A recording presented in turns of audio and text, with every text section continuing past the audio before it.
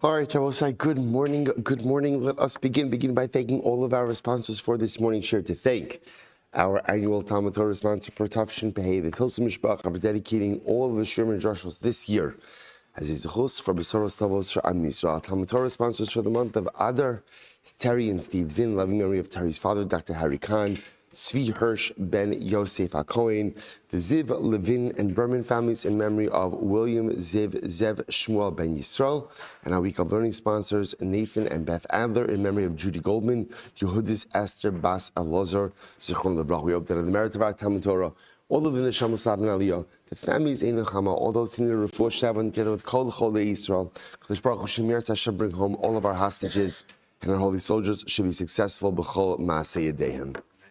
Well, with that, let us begin. We have a lot to do today, Baruch Hashem. Good. Okay, today's daf is Tzadik Zayin 97. We are picking up on Tzadik Vav Amud Bey's second line down in the wide lines. So remember again, we left off on the cliffhanger yesterday of Sanhedrin, Nevud Zoran, after killing almost 1 million people, having this desire to convert, recognizing again the enormity of his actions, and ready to go ahead and join the ranks of Klal Yisrael. So the Gemara now picks up on that theme. The Gemara says, Tanabanon, Naaman ger toshav haya. So Naaman Rabosai, who was the general of Aram, also responsible for spilling much Jewish blood. So Naaman became a ger toshav. Rabosai, ger toshav usually means a non-Jew who repudiates idolatry, accepts Shem and Bnei Noach, and lives in Eretz Yisrael. That's the general definition of a ger toshav. So Naaman became a ger toshav. Nevud Zaran ger tzedek. Now it's interesting. So the Gemara seems to indicate over here that Nevud Zaran really became ger tzedek, means a ger. He converted. Mibnei banav shel Sisra lamdu Tarbi Yerushalayim. Sisra's grandsons. Remember again, Sisra, the general who went against the Jewish people, defeated by Barak and Yael. Aim Sisra, we read the Haftarah Rosh Hashanah, that Tiyaviv Aim Sisra, his mother's cries serve as the basis for a lot of what we do in Tkiyah Shofar. So Bnei Banav Shal Sisra Lamdu Torah Yerushalayim. So the grandsons of Sisra learned Torah in Yerushalayim. Bnei Banav Shal Sanhedrin Limdu Torah Berabim. The grandsons of Sanhedrin taught Torah in public. Umanin, who were these grandsons of Sisra who taught Torah in public? Shmaya and Avtalion. So that's wild. Remember, Shmaya and Avtalion were who? They were the Rebbeim of Hillel and Shammai. Right? So Shmaya and Avtalion, the Rebbeim of Hillel and Shammai, themselves were descendants, or grandsons of Sanhedrin. Mibnei Banav Shel Haman, Lamdu Torah Mibnei Brak.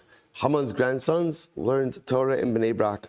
Va'af Mibnei Banav Shel Osa Rasha, Bikesh HaKadosh Baruch Hu, Lachnisan Tachas HaShechina. Even the grandsons of Nebuchadnezzar were going to become Jewish. What happened? The Malachim said to HaKadosh Baruch Hu, Ribono shel olam, mi shehechriv es beisecha, v'sarfes echalecha, tachnis tachas kanfi hashchina. So the Malachim said to HaKadosh Baruch Hu, no, what's going on over here? Could it be that someone who destroyed your Beis HaMikdash, someone who destroyed your city, someone who did so many terrible things to your children, such a person like this should merit to have his family come underneath the wings of the Shekhinah? So what's interesting seems to be that the Malachim convinced HaKadosh Baruch Hu not to allow Nebuchadnezzar's descendants from joining the ranks of Klal Yisrael. Hainu dichsiv, Rafinu es Bavel v'lo nifrasa. We tried to heal Bavel, but it cannot be healed. So we'll say this idea that Bavel could have been healed technically by the conversion of Nebuchadnezzar's children. But Bavel was so broken. Bavel was such a state of disrepair. Bavel did so much to us that they were beyond repair. Incredible. Ula says that refers to something else. Ula Amr is Nebuchadnezzar. This refers to Nebuchadnezzar. That there was no going back to Nebuchadnezzar. No tshuva for Nebuchadnezzar. No cathartic change for him. Rabbi Shmuel Bar Nachmani Amr Elu Naros Bavel. The Tirgama Ditzinaisa de Bavloi. Some say that it refers to the rivers of Bavel. Rashi says over here, it's the second last Rashi on the right hand side. Elu Naros Bavel Shem Ra'im Lishtos. The waters are very bitter, and there's no way to sweeten those waters. The Gemara says, Tzitzainaisa de Bavloi. Rashi says, Dekalim Marimheim Sha'omdim Benaros. Ultimately, again, they have bitter date palms. Not only Not only are the waters bitter, but ultimately, again, the date palms that grow by the water are also bitter. And I will say, it's interesting, by the way, that the Gemara says that the one thing you can't heal is Naros Bavel, reminiscent of the capital of Tilim, Al Naros Bavel, Sham Bachinu. V'zachrinu as Sion, right? Shavian Shanu Gamachinu v'zachrinu as Sion. The Naros Bavel, that image is remembering when Klal Yisrael is being led out from Eretz Yisrael, destruction of Beis Hamikdash. We sat by the rivers of Bavel and we cried and we remembered. It's almost as if the Ribono Shel Olam says, there are some things in this world that are unforgivable. There are some things or some people or some things that are unredeemable. As crazy as that sounds, because we believe that everything is redeemable, everything is changeable. No, there's some evil that's perpetrated in this world that simply cannot be undone. So the Gemara says what Nebuchadnezzar did to our people, simply beyond redemption, cannot be changed, cannot be uplifted, cannot be redeemed. Incredible. So the Gemara says as follows. So we'll say, but I'll just point out, a lot of the Chavra asked after yesterday's daf. So clearly what's interesting is Nebuchadnezzar, his offspring, there's no indication Nebuchadnezzar ever wanted to convert, right? He had no desire, but his descendants wanted to, they were blocked. But yet Nebuchadnezzar did go ahead and convert. So it's interesting, what exactly does that mean, and who converted him? So there's a sefer called Chukas Hager. In it, he has like a lot of discussions about Gerus and a lot of interesting cases. He brings down a shaila where after the war there was a particular Nazi guard who wanted to convert. And again, he obviously had tremendous charata for what it is that he did. And he came before, I forgot the author of the sefer, his name, and to convert. And it was a shayla. It was a shayla, and there were people who were there who said, how can you convert this guy? After all, we know what he did, we saw what he did, we experienced the cruelty at his hands. And the Mechaber, the Chukas Hager says, the Lashon he says is, based on halacha yevesha. Right? It's an interesting expression. Halacha yevesh, like cold hard facts, cold hard halacha, you should be able to convert. The halacha is if somebody becomes a Baal Tshuva, right, and they mamish repent for their past, they should be able to convert. But he says, but how can you convert such a person like this? How could a person like this be welcomed into Am Yisrael after everything that he did? How could it be? How could it be that a person would have behaved in such an egregious fashion with such cruelty towards Am Yisrael, and then we would welcome him into our ranks? So he paskin, don't convert him. Don't convert him. But what's interesting is, you don't often find this in halacha. It was much more an emotional psak than it was a legal psak. Because the legal psak is, you could convert. If the guy's sincere and he mamish has charot, you can convert him. But emotionally, how could such a person like that be welcomed into the ranks of Klal Yisrael? So it's interesting, by the way, where it says that Nebuchadnezzar became a ger, right? Who converted him, which Beis Din took responsibility for this. It is interesting to note that the lashon by Nebuchadnezzar is arak. He ran away, which seems to indicate that he just went off somewhere else, not part of community, not part of regular Jewish people. He went off. What does it mean that he converted? Does it mean that he went through a formal process? Does it mean that he just accepted upon himself to be close to HaKadosh Baruch Hu? We don't know, but just interesting to point out. Okay, Amar Ula. Ula says as follows: Amar Moav, Shivavi Bishad Yerushalayim Habu. Amar Moav, we're bad neighbors to Yerushalayim. How so? Kevan Deshaminu Lenevi Dekamis Navi Lechorba Yerushalayim. When the Amar Moav heard that the Navi was prophesying about the destruction of Yerushalayim, Shalchu Nebuchadnezzar. They sent word to Nebuchadnezzar. In other words, what is pointing out over here is what prompted Nebuchadnezzar to go ahead and attack Yerushalayim, especially after seeing what happened to Sanhedrin. What prompted him to do it? So the Gemara says, Ammon Moav heard the Navi prophesying that Yerushalayim is going to be destroyed. So they sent to Nebuchadnezzar, Puk Vita.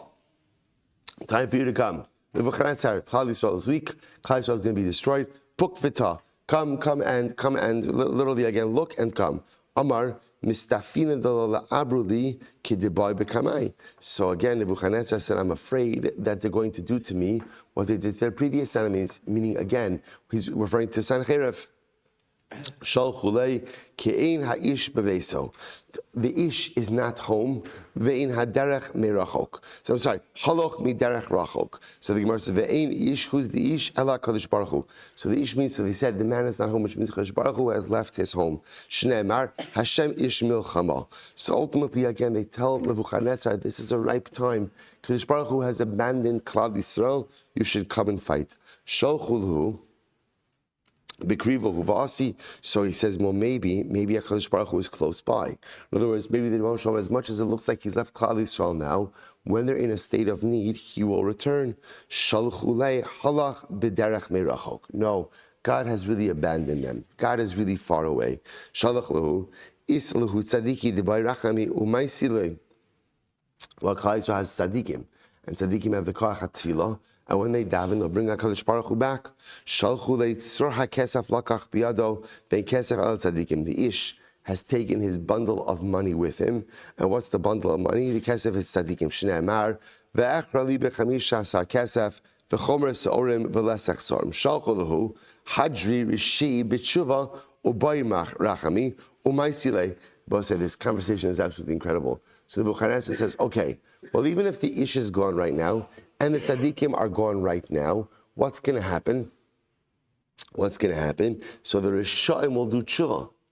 So the Rishaim of Klal Yisrael. The Rishaim of Klal Yisrael will do tshuva, and they'll ultimately again bring HaKadosh Baruch Hu back to the Beis HaMikdash. So the Gemara says, Shalcholei kvar kavalahen zman. No, so essentially Amon Moav said it's too late. HaKadosh Baruch Hu already decreed. And not only that, he even set a time for the destruction of the Beis Hamikdash. Shneimar liyom hakasa yavo lebeso. Ein kasa elazman shneimar bakasa liyom chagenu. Rosh Hashanah. So Shalchulu, so Nebuchadnezzar said, Sisvahu v'lo matzina da'asi mitigla omimitra. It's winter time already, fall, winter, right? And I can't come because of the snow, because of the rain. So I'll say, by the way, what you clearly see from here is something fascinating, which is Nebuchadnezzar doesn't want to come. He doesn't want to come. In other words, he has just a bad feeling about this, that even if somehow he's successful, the repercussions and ramifications will be overwhelming. So I don't want to come. The weather is very bad. Shalchullah, they said to him, don't worry about it. Ta ashina de Torah. When you come to Eretz Yisrael, so navigate yourself around the mountains. In other words, go ahead and travel by the base of the mountains. That's why the mountains will shield you from the rain and the snow. Shneimar, Sholchu kar moshel eres miselam midbar al har Tzion el har basion.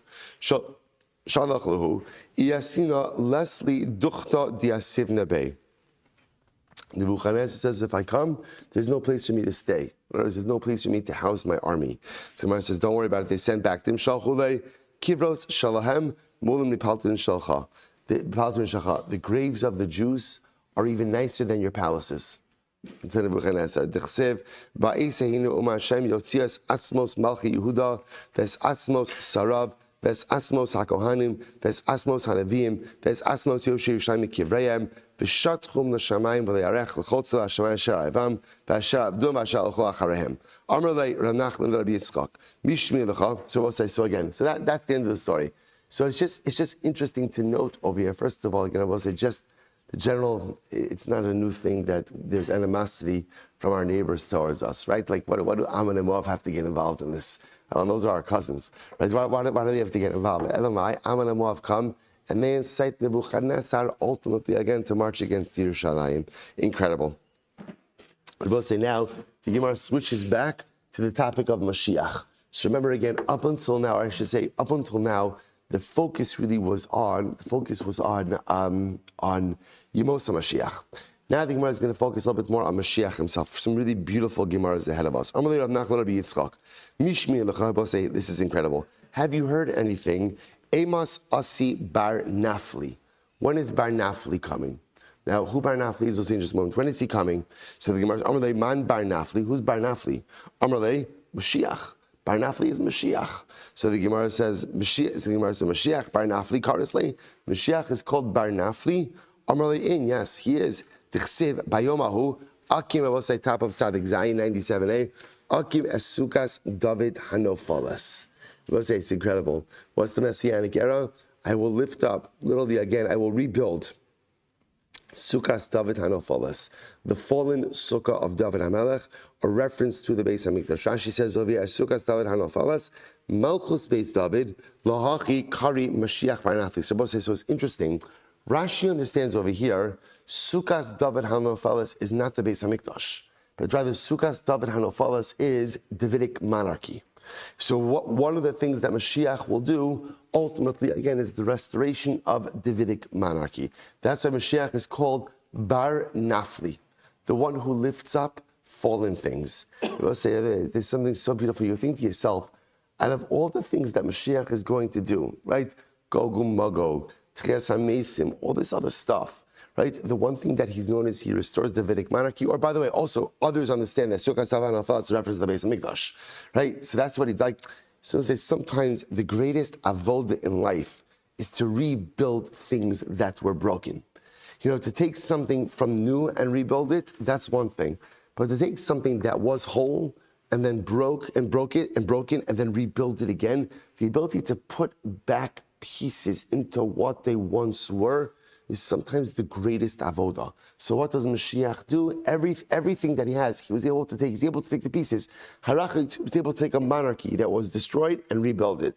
Take a structure that was destroyed and rebuild it. That's Mashiach, Bar Nafli. Incredible, Bar Nafli. The Shavuot, by the way, tells us also that in ourselves, what's the greatest accomplishment of the self? To become a Baal Tshuva. What does it mean to become a Baal Tshuva? It means to take all of your broken pieces and to mend them and make them whole. If you could put yourself back together, if you could become your own Bar Nafli, take the pieces of you that are broken, take the pieces of you that are fallen, and put them back together, that is the greatest accomplishment. The Gemara goes right. Darsh will say some really incredible Gemaras over here. Darsh ben David ba Tamidi Chachamim Misatim. So we'll say we're going to see over here that there's a couple of different narratives. Well, really only two different narratives about the generation and the time that immediately precedes Mashiach. Like what ushers in Messianic era, Messianic redemption. So watch this. The Gemara says as follows. So Rabbi Yochanan says as follows: Darsha ben David ba, the generation that David HaMelech will, that Mashiach will come. Tamidi chacham mismatim. There's a diminution, less Torah. There's less Torah to be found. There are fewer Talmidei Chachamim.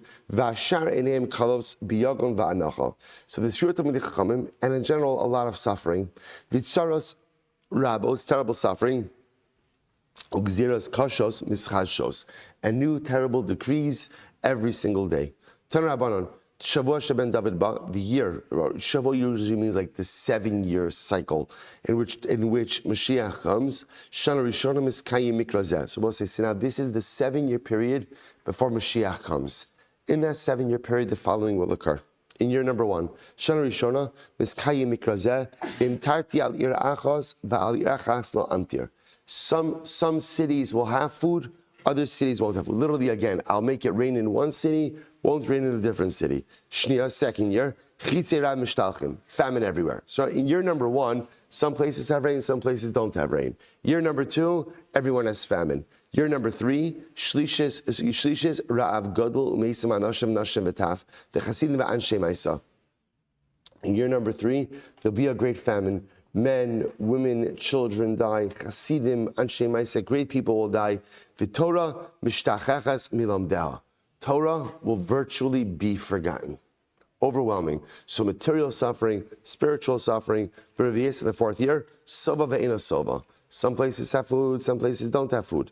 B'Chamishis in the 5th year, Sova Gadol. There'll be a great satiety, more food. Va'ochlin v'shosin usmechen. People will eat, drink, be happy. V'Torah chozar slomda. And Torah will once again come back. Tzmidi chachamim. B'shishis kolos. In the 6th year, there'll be sounds. Rashi says over here, B'shishis kolos. Yatsu kolos sheben David ba. So there'll be murmurings, right? The people will be talking. Mashiach is close. B'shaviyas mechamos. In the 7th year war, which could mean Gog Magog, b'Mosei Shvius ben David ba.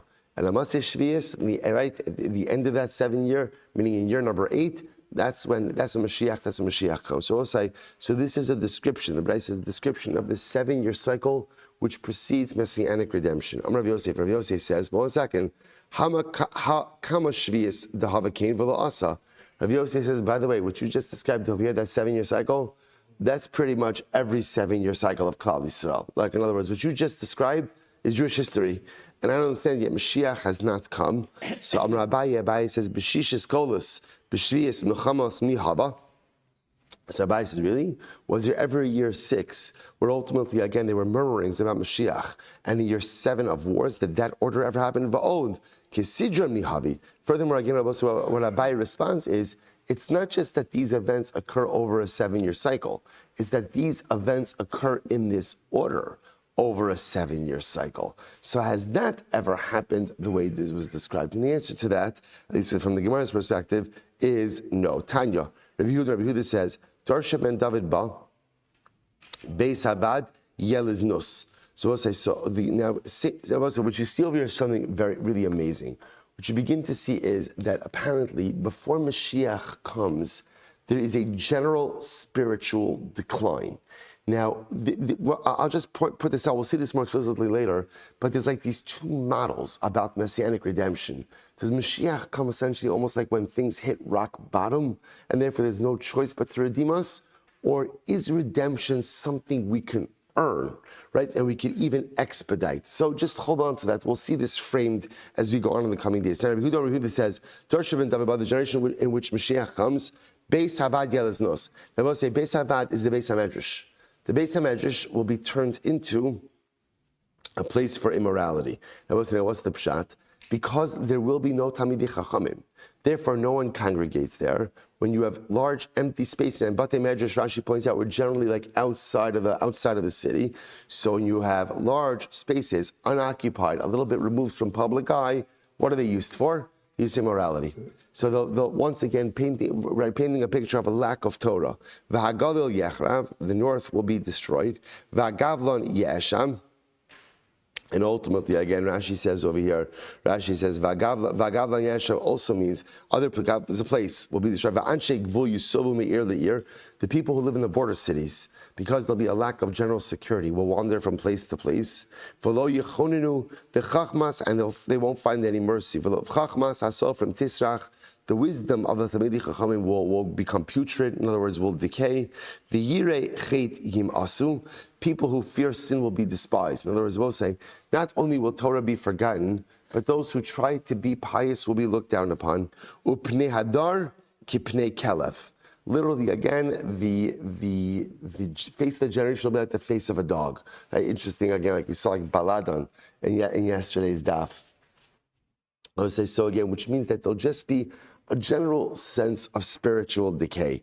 Va'emes ne'ederes, emes will not be found. Shene'emar v'atia emes ne'ederes, Sarah mishtalel. So the Gemara says, "My v'atia emes ne'ederes, Amri beirav, melamed shenasis adarim v'holech esla." So literally again, emes will become like a group that will wander around, right? And those who seek emes will ultimately again become wanderers as well.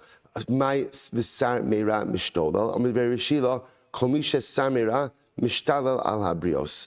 Ultimately, again, anyone who tries to be samira, anyone who tries to be the right thing, will be ostracized. Rashi says there mishtala al habrios kala olam omer malav shotehu han mishtolal. So we'll say there'll be an absence of Torah, and even those who try to go ahead and do the right thing will essentially be ostracized from the community. Such a sense of spiritual decline in the greater Klal Yisrael. Amar Rava said as follows. This is Mereish Havamina Leka Kushta Ba'alma. So we'll say this is a tremendous statement, right? Rava says, in the beginning, I thought to myself, there is no truth in this world. Rava says an overwhelming statement. Rashi says, Leka Kushta Ba'alma. Ein Adam Ba'olam Sheyidaber Emes Tamid. So let's listen to this statement. There is no person who always speaks the truth. Right, Rav is saying, you can't find a person in this world who always speaks the truth. And I was saying, I want to point out, by the way, that statement is not even a condemnation. It could just be like a reality. Remember again, we have instances in halacha where you're allowed to go ahead and change the truth, right? Like the Gemara says, Mutar l'shanas mipnei hashalom.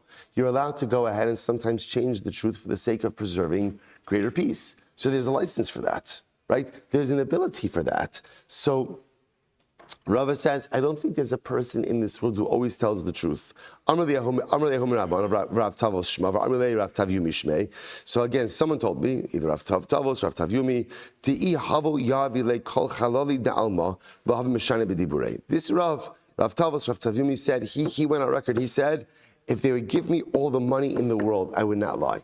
I would not change from the truth. Suppose to listen to this story. So we'll say now this Rav Tavyumi tells a story about himself. He says, one time I went to a place.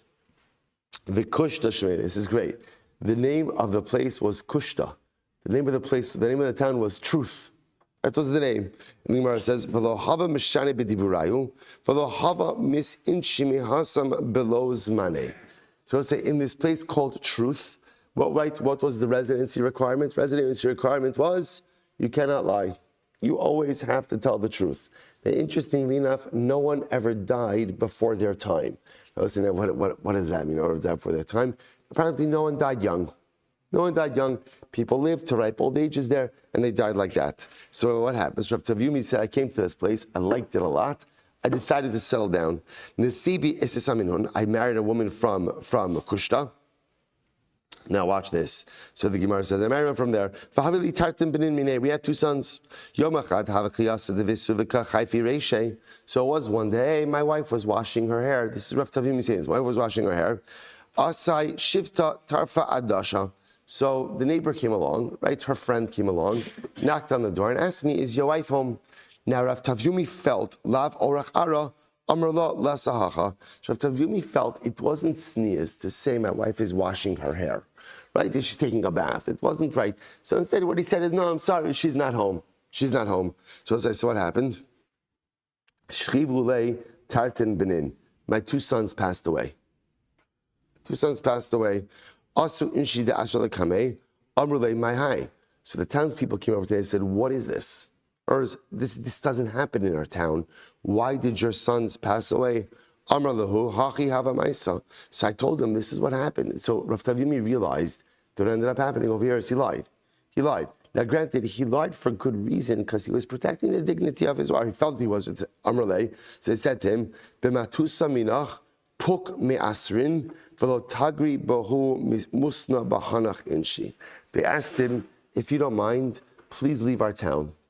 Please leave our town and do not bring death to our townspeople. But it's an overwhelming story. So I'll say, so again, now this goes in line with what Rava was saying, that you can't really find a person in this world who always tells the truth. That is a true statement. You can't always find a person in this world. Because even if you have a town like Kushta, right? What was the population of Kushta? 4? You know, how many people are living there, right? So that's fine. You can maybe create like a pocket like that. But at the end of the day, that's not the normal way that people live. Because I will say sometimes life does require us to go ahead and bend the truth a little bit for certain circumstances. Incredible. Tanya Rabbi Norai Omer, David, Dorsha ben David Ba. So we'll say once again, a description of the Messianic generation. The generation of Mashiach comes in. So the Gemara says, Na'arim yalbinu pnei zekenim. The young will embarrass the old. Uzekenim ya'amdu lefnei na'arim. And the elders will be forced to give respect to the younger ones. So I will say, so there's going to be like this sense of like generational, like impunity, like this sense of generational disrespect. So the young will disrespect the old. The old will be forced to respect the young. Ubas kambi, a daughter will rebel against her mother. The kalabechamusa, a daughter-in-law against her mother-in-law. Upnei hadar kipnei chalev. The face of the generation will be like the face of a dog. Ve'ein haben mispayesh me'aviv. And ultimately, again, a son will not be embarrassed in front of his father. I will say, by the way, I just want to point out, you remember this Gemara? Ben Sorar Umora? Remember this? Even the Ben Sorar Umora, he steals the money from his father, but where does he eat the meat and wine? Where does he eat it? In someone else's rishos. Why? Because there's an inherent embarrassment that a son has in the presence of his father that he's not going to transgress. In the generation of Mashiach, there's going to be such a lack of decency that a son doesn't even have any embarrassment from his father. I'll say first wide line, Tanya. Rabbi Nechemiah says, Dorsha ben David ba ha'azus tirba. Azus means, I don't know what the good English word for azus is. Brazenness, right? Brazenness will proliferate. Vayoker ya'aves. Gaiva, Rashi says, shall yichadu ze'ezeh yakar kavod. So again, there will be such arrogance that no one will give honor one to the other. V'hagefen yitain pirio. the vine will produce many grapes, v'hayayin biyoker, but wine will be very expensive. What does that mean? The vine will produce a lot of grapes, but the wine will still be very expensive. So Rashi points out over what that means. There's going to be a lot of wine consumption. In other words, it's an indulgent, hedonistic society. So even though there's plenty of supply, there's also plenty of demand, and therefore the prices keep going up. The entire monarchy will turn to heresy, and no one could rebuke anyone. It's fascinating to see like a lot of these elements, right? In other words, everyone is right, everyone's opinion is right, everyone's feeling is right, and even if they're wrong, no one could say anything to the other. This supports Rabbi Yitzchak, in Ben David ba. So Ben David, Mashiach doesn't come literally again until the entire market, the entire government turns to heresy. Amar Rava says, what's the pasuk? Kula hafach lavan taharhu. So it says, interesting, it's a little bit of a play on saras. What happens with saras? If the entire body turns white, then ultimately again it's tahar. So when there is this unfortunate, comprehensive change in society, that society as a whole turns heretical, that society as a whole just loses it, interestingly enough, that's actually a sign that redemption is on the way. Fascinating. Rabbanon, ki yadin Hashem amo, ki yira Hashem, ki yireya, ki azlos yad va'afes atzar va'azov, ein bein David ba. So sorry, Mashiach only comes at shiyirbu hamusaros, until there is a proliferation, ultimately, again, we'll say, of the musaros. Now, again, we'll see exactly what that means in just a moment. Until, again, there is a diminution, ultimately, again, of Talmidim. Rashi says over here, so there's no Talmidei Chachamim. When there's no Talmidei Chachamim, ultimately, again, there's no one to restore Klal Yisrael to the right path. There are Mosers, people who give over the Jews to the government. So you have all of this together, and once again, you paint a picture of a society that is highly spiritually deficient. Until there's poverty. Mashiach is interesting. Mashiach only comes when Klal Yisrael despairs of ever being redeemed. Isn't that incredible? Only once we give up hope on redemption does redemption come. Shnei Amar ve'efes atzur va'azov kiviyachol ein somich v'azur liyisrael. Ki had Rabbi Zera, we'll say it's fascinating. Ki had Rabbi Zera ki have a mashkich rabbanan de me'askibei. So we're going to talk about this more on Amud Beis. When Rabbi Zera would find groups of Rabbanim trying to figure out the date of Messianic arrival. We'll say this is maybe Amud Beis. A lot of Rabbanim spending a lot of time, when is Mashiach coming? When is it happening? Whenever Rabbi Zera would find people trying to figure out Mashiach is coming, Amar lahu, b'matusa ba'ina minaychu, lo tirchakuha. He said, please do not delay the arrival of Mashiach. By trying to figure out when Mashiach is coming, ultimately, again, you're delaying his arrival. Isn't this fascinating? Why? Listen to this. This is incredible Gemara. There are three things that come when you stop looking for them. Rabbi says incredible Gemara. What are the three things? Number one, Eloheim, Mashiach, Metzia, Va'akrav. Three things happen when you're not looking for them. Mashiach, finding a lost object, and a scorpion. So let's work backwards. Right? Scorpions, so apparently, again, the way scorpions work, Rashi points out, is that they sneak up on you out of nowhere, and they sting you. Okay, Mitzia, so say we know this, right? In other words, if you go out looking for just somebody's lost object, you're not going to find anything. But somehow, if you're just minding your own business, doing your thing, you stumble across stuff. And the last is Mashiach. If you don't look for him, he comes. In other words, if you stop trying to figure out when he's going to come, then I'll go say, what's the pshat with this? And this is so profound. What the Gemara is saying is like this. Instead of trying to figure out when Mashiach is coming, live the kind of life that would make him come. In other words, sometimes the Gemara is saying, we spend so much time trying to figure out when future events are going to occur instead of recognizing that if we just make ourselves better, then the things we want out of life will naturally occur, right? We think about just in general, even not Mashiach, right? I spend so much time trying to figure out, when is my marriage going to improve? When is my parnasa going to improve? When are my kids? When am I this? When am I this? All the things on to improve. Well, instead of worrying about when it's going to turn around, there's something better. Do something to turn it around. Change yourself. Change your life. Work harder. Put in more effort, right? We spend so much time when. Whereas it's talking about when. Just worry about what can you do right now to improve the status quo of your life. What can you do right now to bring about the brachos that you so badly want out of life? Stop waiting and start doing. Incredible Gemara. Rav Katina. So we'll say, so now, interesting, now that we just spoke about, by the way, not trying to figure out when Mashiach is going to come, the Gemara is going to go into an exhaustive discussion about what Mashiach is going to come. All right, so again, we'll say, because there's two different schools of thought. That's what I'm saying. Just like, what brings about messianic redemption, right? Again, is it terrible stuff? Is it good stuff? It's two schools of thought. Contemplating or trying to figure out when Mashiach is going to come, also two schools of thought. So we go, Rav Katina. Shis alfi shani avama. The world is 6,000 years old. So we'll say, everybody knows this, but this is where we all speak on this. The world was programmed to operate for 6,000 years. That's the way of the world. How are those 6,000 years? How are they? And then 1,000 years of destruction. In other words, we'll say, so apparently the way that the world is structured to work is, the world as we know it will exist for 6,000 years. After that, again, there's like a reboot. 1,000 years of desolation. Remember again, we had the Gemara, that what happens to the tzaddikim during those 1,000 years? Remember again, what happened? They're given wings and they fly over the water. The tzaddikim who are brought back by Tches HaMesim, they don't die during that time. They hover for 1,000 years, and then after that 1,000 years, another world. Another world is created. So the Gemara says, Shnei Amar, V'niskav Hashem levado bayomahu. Abai Amar Shrei Charuv. Abai says, no, the world exists for 6,000 years, and then for 2,000 years there's destruction. Shnei Amar, Yichayenu miyomayim. Bayom Hashishi Kamera V'nachas V'nuchki Elefanav. Tanya Kaval says Rav Katina. The Bryce that supports Rav Katina, the Gemara says, Kashim Sha'ashviyas. Just like Shemitah, right? Ultimately, again, there's a Shemitah year once every 7 years. So to the world, so to speak, undergoes a Shemitah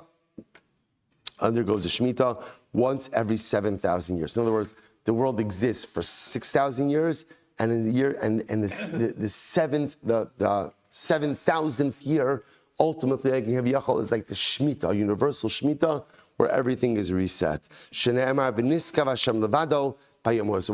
interesting, by the way, that we often think that pasuk V'niskav Hashem levado, that Hashem will be established by Himself. Well, it's like it's more a reference to the Messianic era. The Gemara understands over here, know that the levado refers after the 6,000 years of this world, and everything is reset. There'll only be HaKadosh Baruch Hu in the universe for that 1,000-year period.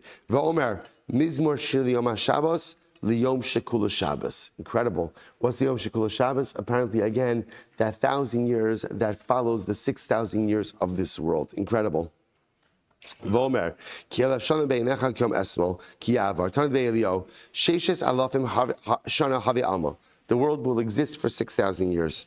So the Gemara says, havi alma shnei alpayim tovavo. So now, how are those 6,000 years broken up? For the first 6,000 years, for the first 2,000 years of the world, most of this is retrospective now, right? The world that we're in. For the first 2,000 years, there was tovavo. Now, what does it mean it was tovavo? That Torah wasn't given, right? For the first 2,000 years, the Torah was not given in the world. Okay, shnei apayim, or shnei alafim, Torah. So ultimately, the next 2,000 years are the years of Torah.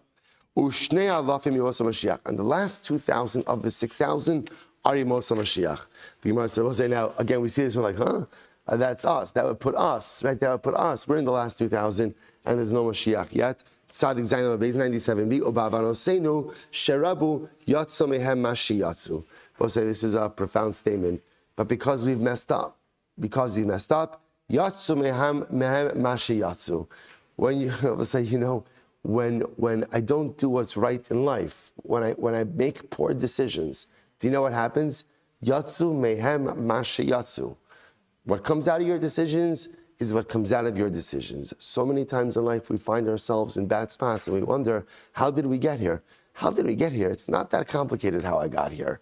I made a series of poor decisions. Some of them acutely poor, some of them nuanced poor, and that's what got me where I got to. It's not rocket science.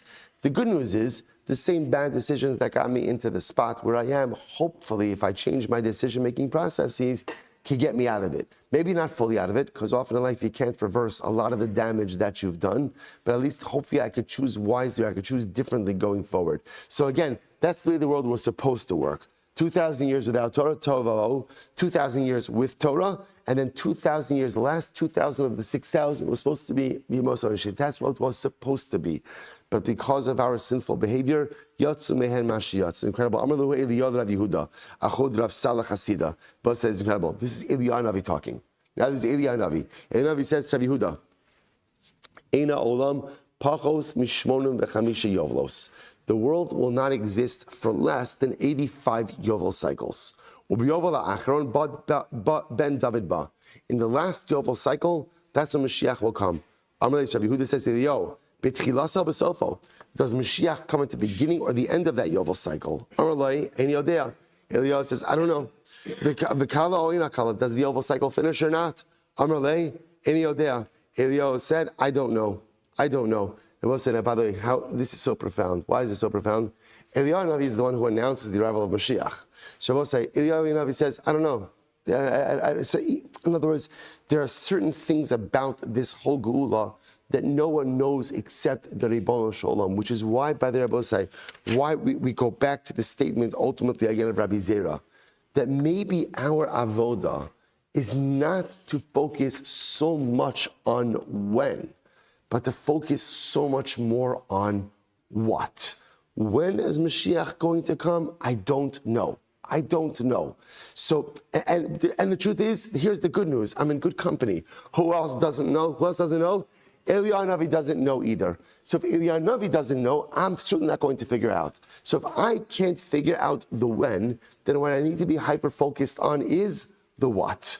What do I need to do to bring about Geula?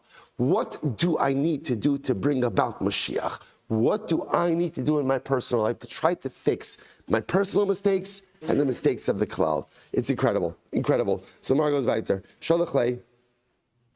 No. Ravashi says, lo tistachi le mikan ve'elech istachi le. So Rashi says over here, lo tistachi le adyovala acheron lo titzapelo. So what Eliyahu Navi was trying to tell Yehuda was, listen, I don't know exactly when Mashiach is coming, but one thing is clear is there's no point in waiting for him until that last Yovel. Once that last Yovel comes, then start waiting for him. So again, what I want to point out is something amazing. These Gemaras reflect the mindset that there is a predetermined time for Mashiach. And that's it. What you do, what you don't, is a predetermined time. There's another school of thought that says there is no predetermined time. There may be a, what's the word? Like a defined end date. Mashiach must come by this date. But it doesn't necessarily preclude the possibility of advancing his arrival through our spiritually meritorious behavior. Rav Chanan bar Tachliva Rav Yosef. Rav Chanan bar Tachliva said Rav Yosef, Matzasi Adam Echa, listen to this. Obiyado Megillah Achas Ksuva Ashuris V'Lashon HaKodesh. Listen to this, crazy. So Rav Chanan bar Tachliva said like this, I found the guy. This guy had a scroll. The scroll was written in Ashuris, and Lashon HaKodesh. And it said, V'amarti lo, minayin lo zu, from where, right? So Amarti lo, zu minayin lecha, where do you have the scroll from? Amrali lechayalos shel Romi niskarti. You know, I traveled with the Roman soldiers. Ubein ginzei Romi mitzasia, and I found this scroll amongst the pilfered treasures of Rome. Rome took this from Klal Yisrael. I found this in the treasures. V'kasu ba, and I found this following message: La'achar daled al payim masayim v'tishim ve'echad shana l'briyaso shel olam yasum mehen milchamos. So listen to this: shel olam olam yitom. The following was written in the scroll. After 4,000, right? After 4,000 alpayim masayim tishva. After 4,291 years, ha'olam yitom, the world will cease to exist. Okay, Mehen, as the Gemara says, Mehem milchamos taninim. Some of those years will be wars of great sea creatures. Mehem milchamas Gog uMagog. Some of them will be Gog uMagog. Ushar yemos Mashiach, and the rest of the years of the world will be Yemos Mashiach. But HaKadosh Baruch Hu only restarts the world after 7,000 years. Remember, again, this seems to go with the motif of 6,000 active creation, 1,000 of Tov Avo, and then a restarting of the universe. Rav Achar after 5,000 years. So the Gemara says, Tanya Rabbi Nassan, Omer Rabbi Nassan says, Mikra zeh nokev v'yored ad tahom. The following pasuk ultimately again literally pierces the world until the depth. What's the pasuk? Ki od chazon lamoed v'yafach leketz v'lo yechazev im yismameach chakelo. Kibo yovo lo ya'acher lo ya'acher. So we'll say, so again, this is an incredible pasuk from Habakkuk. So we'll say, let's translate the pasuk and then we'll interpret it. Ki od chazon lamoed, there will be a vision for the future, for the appointed time. V'yafech leketz v'lo yechazev. The end will come. The end will come, and you will not be deceived. Im yismameach chakelo. If he's delayed, wait for him. Kibo yavo lo ya'acher. He will come and he will not be delayed. Here you go, Bosai. Lo karabasenu sheyedarshin ad idan idnin upalag idnin. It's not like the Rabbanan who say, that Mashiach will only come at a defined time. Rashi says over here, Ad idan idnin upalag idnin, idan ki idan hagalo shal mitzrayim v'hanu dal meos beis idnin ches meos hanu yebeis meos upalag idan meos sachakol. So we'll say it's not like the Rabbanon who say that somehow Messianic redemption is based on the calculation of a previous galus. V'lo Rabbi Shmuel Silber hechaltem lachem dima v'atashkima b'dmaos shlish. And not like Rabbi Shmuel. Now, what did Rabbi Shmuel say? Rashi says over here, "Vatashkei b'dmao shlish kilomar heshkos mechas baruch hu ben galus sam legalus babel shlish galus adam kikan galus." So what it's referring to over here is these other Rabbanon, right? The Rabbanon themselves and Rabbi Shmuel, they came up with defined amounts of time until Mashiach comes. The halacha doesn't follow any of them. V'lo Rabbi Akiva shahayadorish od achas ma'athi. Vani marish eshamayim v'esaaretz. So as I said, ultimately again, and it's not Rabbi Akiva either, right? Rabbi Akiva also gives a calculation. Ella malchus rishon shivim shana, malchus shniya chamishim ushtayim, umalchus ben koziva shtei shanim umechza. So as I said, what is this? Rather, what's the proper calculation? Malchus rishon. Now, what this sounds like is the first Beis Hamikdash was 70 years. Second Beis Hamikdash, malchus shniya, 52 years, and Malchus ben Koziva, Bar Kochba, who we just learned about, is 2.5 years. So I'll say, what does that mean? So the Gemara seems to be saying is as follows. The Gemara seems to be saying that halacha l'maisa, we don't know when Mashiach is going to come. We have no idea when Mashiach is going to come. And what happens? Most of the time between now and Mashiach is filled with incredible tumultuous activity. But there are periods of tranquility. There are periods of calmness. So that's what he's saying over here. During the first Beis Hamikdash, ultimately again, there's 70 years. Well, that seems to refer to Galus itself. Second Beis Hamikdash, ultimately 52 years. And then there is the 2.5-year reign of Bar Kochba. Now, the 2.5-year reign of Bar Kochba was actually a relatively good time for Klal Yisrael, right? We were on top. So the idea is the world is filled with difficulties. The world is filled with turbulent times. There are periods of tranquility. What we believe is at some point in time, Mashiach is going to come. But do not lose yourself in the calculations of those who try to understand when he's going to come, because often those calculations are not correct. The Gemara goes weiter. What is the meaning of that phrase? Literally again, the bones should break, or the bones should become swollen of those who try to calculate when Mashiach is going to come. As I say, that is an exercise in futility to try to figure out when Mashiach is going to come.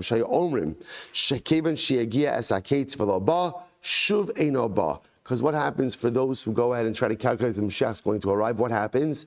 They calculate, they come up with a time, and then when Mashiach doesn't come, what do they say? You see, he's not coming. It's dangerous to calculate the date of Messianic arrival. Ella, we'll say is incredible. Ella, chakelo. What is our avoda by Mashiach? What's our avoda? Wait. That is our avoda to wait. Shneimar, im yismameach chakelo. Even if he's delayed, just wait. Shema tomar, anu mechakin v'hu einu mechake. Maybe you'll say ultimately again that we wait, but he doesn't wait. Tamulomar lachin yichake Hashem lachanunchem v'lachin yarnu lachmechem. No. We're waiting. HaKadosh Baruch Hu is waiting. Everybody's waiting. So again, if we're waiting for Mashiach and Mashiach is waiting to come. So why doesn't he just come? Mi ma'akev, who's holding him back? Midas Hadin. So I'll say ultimately again, Midas Hadin. In other words, that the attribute of strict justice says Klal Yisrael is not yet deserving of Mashiach. So the Gemara says, V'chi ma'achar shemidas Hadin ma'akeves. But if strict justice is preventing Mashiach from coming, then why are we waiting? Then obviously again, waiting is in futility because we can't come. Mashiach's not going to let him go. The Gemara says, L'kabel schar. Because ultimately, again, there is reward for waiting. Shneimar ashrei kol chochelo. We're going to stop over here today, but what does this mean that there's reward? First of all, tremendous nechama. We're waiting for Mashiach. Mashiach is waiting to come. Because Rav wants to see Mashiach. But the strict attribute of divine justice says it's not yet time. So then why wait if we know that our waiting is not going to make a difference? Because there is reward for waiting. What kind of reward? Because when you wait for something and you want it badly, it builds up that anticipatory excitement. And the greater the anticipatory excitement, the more I am ready to take decisive action to make things happen. Waiting is not an ends. Waiting is a means to push myself to do more, to be more, to bring about that which I want more than anything. The coming of Mashiach Mihira B'Yameinu. Amen. Mosai Shkoyach.